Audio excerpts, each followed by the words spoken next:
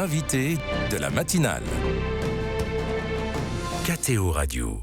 En ce mardi, nous sommes un mois pile après la réouverture de Notre-Dame de Paris. On se souvient tous de l'émotion de ces cérémonies et de l'engouement international même autour de la cathédrale.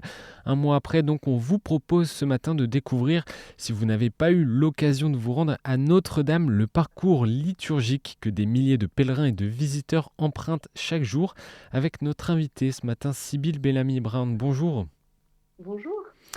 Merci beaucoup d'être avec nous. Vous êtes responsable des publics de la cathédrale de Notre-Dame de Paris. Alors, Sybille, ce parcours, ce chemin dans la cathédrale a-t-il évolué par rapport à 2019 et avant l'incendie ?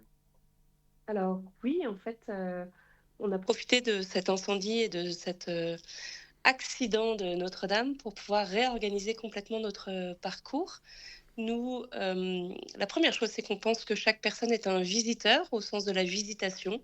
Donc, dès qu'on rentre dans la cathédrale, on rentre ou pour rencontrer des pierres, mais sans doute pour rencontrer autre chose également.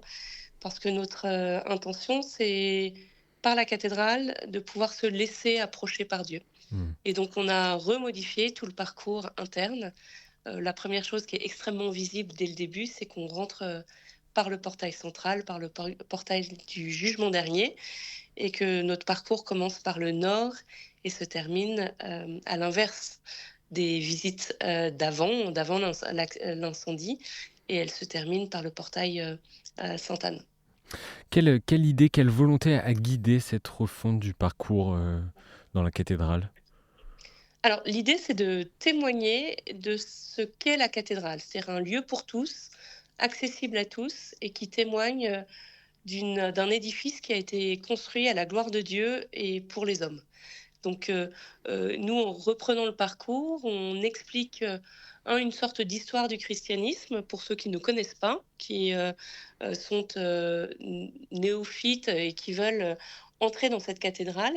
Et puis, pour toute personne qui connaît un peu plus ou qui est croyant, approfondir son chemin comme un pèlerinage à l'intérieur de Notre-Dame pour approfondir sa foi à travers en fait un édifice qui, par ses décors, par sa sculpture, dit quelque chose de Dieu. Et vous l'avez dit, le choix a été fait. Dorénavant, les pèlerins et les visiteurs entrent par les portes centrales de la cathédrale et plus les portes latérales. Pourquoi ce choix ? Pourquoi ce choix ? Mais tout simplement parce que le Christ est au portail central.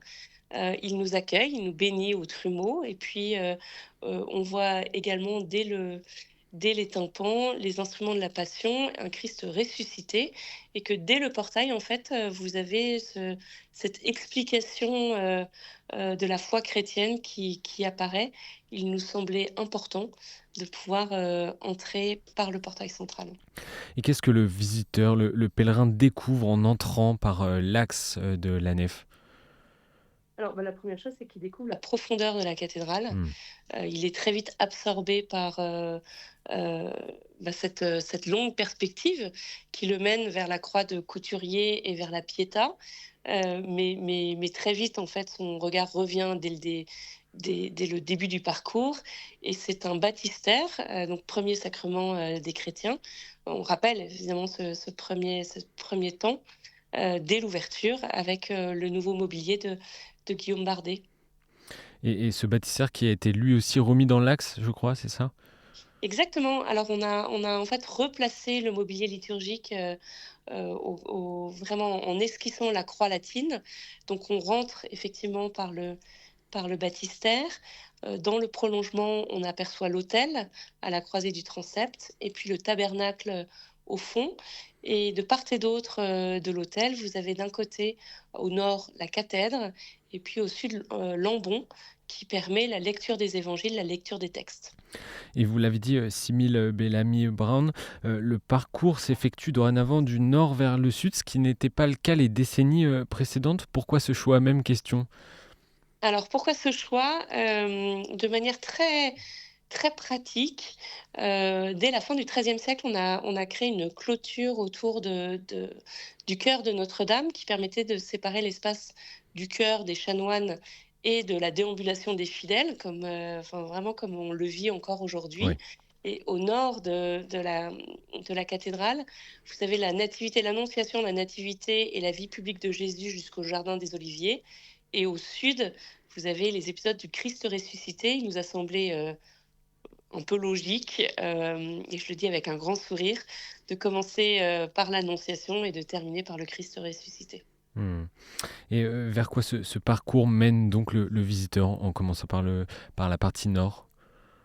Alors, nous le pensons en 3 temps, c'est-à-dire, un temps de l'alliance du Seigneur et des hommes, le temps de l'Ancien Testament. Donc toutes les chapelles du collatéral nord sont des chapelles qui ont pour titulature, des prophètes de l'Ancien Testament.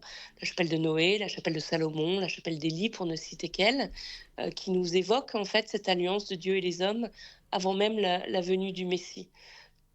Au transept, vraiment au transept nord, on évoque la figure de saint Jean-Baptiste, saint Jean le Baptiste qui annonce le Christ lui-même. Et donc l'abside et le chœur sont dédiés uniquement au Christ. Donc avec la naissance, l'annonciation, la naissance, la nativité et la vie publique de Jésus. Dans la chapelle axiale, on y reviendra sans doute, nous avons le reliquaire, la châsse reliquaire de la Sainte Couronne d'épines. Et puis, une fois qu'on quitte ensuite les épisodes du Christ ressuscité, ce qu'on avait évoqué, on quitte le chœur pour revenir au transept sud en évoquant la figure de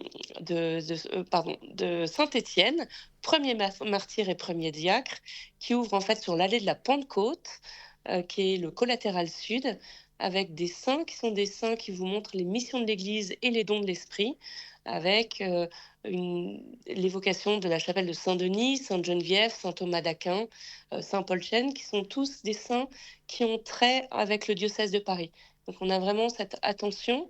Et donc si on reprend le parcours, on pourrait vraiment le singulariser en disant le Père, le Fils et le Saint-Esprit, l'Ancien Testament, les évangiles, les actes des apôtres, les missions de l'Église.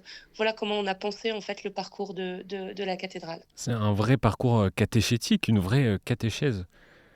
C'est une vraie catéchèse qu'on retrouve, alors qu'on a essayé de mettre en scène à travers pas mal d'outils. On a une application mobile qui vous permet de visiter ce parcours et de comprendre ce parcours en visite générale, mais aussi dans une visite pèlerin, avec davantage de textes bibliques, des prières qui vous sont proposées. Sur son Donc, téléphone? sur son Ouais. téléphone, mais aussi par guide, puisqu'on a aussi des guides écrits qui vous évoquent ces éléments. Et puis un peu plus tard dans l'année, les guides CASA, les visites vous permettront aussi d'approcher effectivement ce parcours. Hmm. Vous avez parlé de la couronne d'épines et de sa châsse reliquaire. Est-ce qu'on peut l'observer? C'est l'un des trésors véritables de la cathédrale. Est-ce qu'on peut l'observer tous les jours? Alors non, en fait, ce que l'on peut observer, c'est le magnifique reliquaire de Sylvain Dubuisson qui a été créé pour la réouverture de Notre-Dame, qui est à la fois un tombeau-autel et puis ensuite un espace de cabochon de verre qui est comme un rayonnement, là encore, de la couronne d'épines. Ce grand reliquaire, en fait, conserve les reliques de la Passion, donc, et notamment la Sainte Église, la Sainte Couronne. Et en revanche, elle n'est pas présentée tous les jours. Elle va être exposée de manière assez exceptionnelle du 10 janvier au 18 avril, tous les vendredis après-midi. En revanche, ensuite, nous reprendrons ce que nous faisions avant l'incendie, c'est-à-dire une présentation le premier vendredi de chaque mois. Hmm. D'accord. Et concernant les chapelles, que ce soit au nord ou au sud, je crois qu'avant l'incendie, elles n'étaient pas forcément mises en avant. C'était un choix également de remettre en avant, de replacer ces chapelles dans le parcours de la cathédrale. Alors ces chapelles, déjà, nous, ce que nous souhaitions, c'était que l'espace soit accessible à tous. Donc ces chapelles, elles sont ouvertes. Chaque personne qui le souhaite peut entrer dans la chapelle. Certaines ont des bancs qui permettent de se recueillir et qui permettent de prendre du temps aussi dans la cathédrale. Au nord, on a privilégié le cycle, donc la présentation des mets, en présentant le cycle de Saint Paul. Ces mets, ces grands tableaux du XVIIe et du XVIIIe siècle qui ont été créés à la demande des orfèvres de Paris et qui étaient offerts à la cathédrale. Donc au nord, le cycle de Saint Paul, au sud, le cycle de Saint-Pierre. Et puis on a rajouté d'autres éléments, puisqu'au nord, actuellement, vous avez un dépôt de tapisserie contemporaine du mobilier national, puisque nous avons commandé des grandes tapisseries qui sont en train d'être créées et tissées de manière à présenter l'Ancien Testament sur les chapelles nord. Mmh. Donc il y a des nouvelles productions, des nouveaux tableaux, des nouvelles œuvres qui viennent enrichir celles qui étaient déjà existantes. Alors, en réalité, ça c'est un fait d'histoire. C'est-à-dire que chaque fois, l'Église a été commanditaire d'un certain nombre d'éléments. On pourrait parler de la clôture au XIIIe, XIVe siècle, des grandes rosaces. On peut parler des mets ensuite. Au XXe siècle, vous avez les vitraux de chevaliers, enfin de chevaliers qui sont là. Chaque fois, en fait, vous avez une manière de se réapproprier parce que l'Église évolue cette cathédrale. Et en témoignent les chapelles restaurées du chœur de Viollet-le-Duc, qui rappellent que ce sont des chapelles qui ont été recolorées à la demande de Viollet-le-Duc lors de la restauration du XIXe siècle. Et un dernier point pour conclure cette interview, Sybille Bellamy-Brown. L'affluence attendue, on attendait encore plus de visiteurs aujourd'hui avec la réouverture. Est-ce que l'affluence attendue est au rendez-vous pour l'instant à la cathédrale? Alors oui, je vous dis ça avec un grand sourire, parce qu'on sait que chaque année, en fait, la période de la nativité et de Noël est une grande période Mmh. également de redécouverte de la cathédrale. Donc nous venons de vivre un mois absolument intense, avec la possibilité d'accueillir un peu plus de 30 000 visiteurs par jour, ce qui est alors visiteurs, on l'a dit, hein, fidèles évidemment et visiteurs, qui veulent découvrir le patrimoine. C'est actuellement en fait, plus de 30 000 personnes par jour. Je vous rappelle que le Louvre, accueille 30 000 personnes par jour. C'est conséquent, oui. Et rappelons que l'on attend d'ailleurs une augmentation du nombre de visiteurs chaque année aux alentours de 12 millions de personnes par an, c'est ça? Alors on nous promet un peu plus. Un peu Nous, ce plus qui même. nous importe, c'est vraiment les conditions d'accueil. Ouais. Vraiment on tient, à ce que, malgré les fils, malgré, le monde attendu, on puisse vous accueillir, correctement dans cette cathédrale. Et donc, pour cet accueil, nous avons à la fois des équipes évidemment salariées et puis cette, communauté de bénévoles que nous créons et qui permet à chacun de partager un moment dans la cathédrale, d'échanger.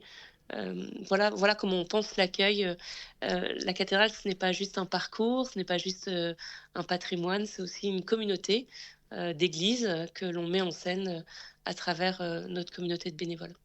Eh bien, je pense que les auditeurs qui n'ont pas encore eu l'occasion, la chance, le loisir de pouvoir se rendre à Paris et à la cathédrale auront sûrement envie de le faire. Merci beaucoup, Sybille Bellamy-Brown, d'avoir été avec nous ce matin. Je rappelle que vous êtes responsable des publics à la cathédrale Notre-Dame de Paris. Et puis, bonne année 2025 à vous. Merci d'avoir été avec nous ce matin. Merci beaucoup, bonne journée.